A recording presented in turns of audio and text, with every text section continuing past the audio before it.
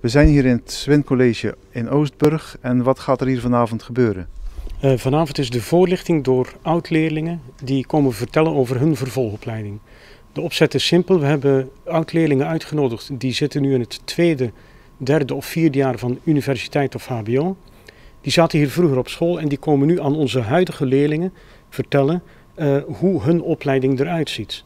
En volgens mij zijn dat de deskundigen bij uitstek, want als iemand kan weten hoe een opleiding in elkaar zit, zijn zij het wel. Er komen er zo'n 80 oud-leerlingen zijn present vanavond. Het is voor hen ook een soort reunie, want na een jaar zien ze elkaar allemaal weer eens. En het is eigenlijk altijd één groot feest, moet ik zeggen. Een groot feest en heel informatief.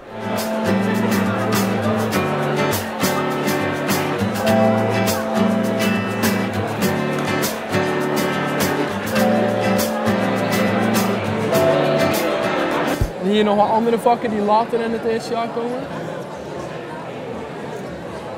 Dat is deze dan, had ik net al gezegd. Ja.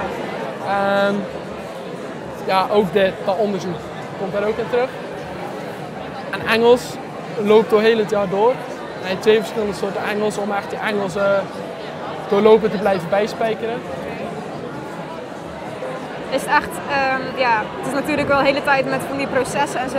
Is het Engels echt moeilijk als je dat daarop moet toepassen? Het is toegepaste Engels. Ja.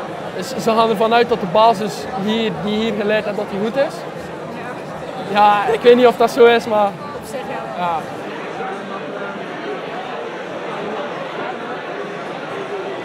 Nadat je van het Swin College kwam, wat ben je dan gaan doen? Ik ben watermanagement gaan studeren. De richting aquatische ecotechnologie.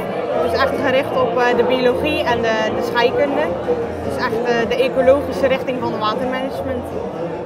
Wat voor vakken moet je daarvoor leren? Vooral biologie, scheikunde zijn heel belangrijk, maar ook de dynamiek van het water doen wij veel mee. En verder ecologische samenhang van de dieren die er in het water leven. En verder ook gewoon de basisprincipes van de kustverdediging. Waarom, is er een speciale reden waarom je daarop richt?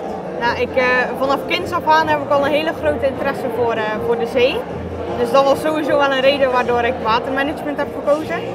En biologie en scheikunde vind ik al heel lang leuk. Vooral biologie. Ik was altijd veel met dieren bezig en met de natuur en met klimaatverandering. Dat vond ik allemaal heel interessant. Dus dit combineert zeg maar al die dingen gewoon in één opleiding. Ja. Maar het gaat nou niet zo goed met de natuur, met het ecologische systeem zeg maar. En ook in de zeeën en de oceanen vinden veel veranderingen plaats. Is dat ook een reden voor jou om je daarin te verdiepen? Ja, ik wil heel graag een bijdrage leveren aan het ontwikkelen van een duurzaam kustgebied. En ook een duurzame band tussen de mensen en de zee. Dus ik denk dat het heel belangrijk is om daar nu al mee te beginnen. Omdat de komende generaties zich daar steeds bewuster van zijn. En ik denk dat het heel mooi is om daar nu gewoon je steentje aan bij te dragen. Omdat het gewoon belangrijk is dat we de oceaan gezond houden. Ja. Maak je je zorgen? Ja, zorgen is een groot woord. Ik kijk altijd heel positief naar alles. Dus er moet nu wel iets gebeuren. Want anders is het gewoon, kan het te laat zijn. Dus ik denk dat het heel goed is om daar nu al heel bewust mee bezig te zijn. Dus dat is wel een van de redenen ook dat ik voor deze opleiding heb gekozen. Omdat je vanuit deze opleiding ook zeker iets met klimaatverandering en het beschermen van het kustgebied en de zee kan doen. Hoe waren je gesprekken met de leerlingen?